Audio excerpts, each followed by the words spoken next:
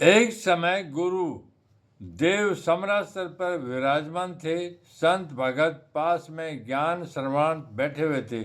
उसी समय शांत वातावरण में जमदेव जी को जलोल आया, अर्थात विशेष आनंद की उमंग आई और वहाँ से उठकर फावड़ा हाथ में ले लिया। उसी समय ही उपस्थित जन समूह ने पूछा, हे गुरुदेव, यह आपका जलोल निष्प्रयोजन नहीं हो सकता, इसका कुछ कारण है तो हमें अवश्य ही बताइए। जैसा आप करना चाहते हैं यह कार्य हमें भी बतलाओ, हम लोग बड़े ही हर्ष एवं खुशी से करेंगे। तब श्री देव जी ने कहा कि यह कार्य तुम्हारे वश का नहीं था, क्योंकि इसी भूमि पर एक गंगा की धारा आई थी, किंतु अब तो वह चली गई। जमाती जन कहने लगे, देव जी अब आप वापस लाइए, हम लोग स्नान कर सके, इतनी दूर गंगा जी पर हमें जाना ही न पड़े। तब श्री देव जी ने कहा, अब तो वह धारा चली गई है, उसको वापस लौटाना मुश्किल है, किंतु एक अन्य दूसरी गंगा यमुना सरस्वती को मिली हुई धारा भूमिगत होकर आ रही है।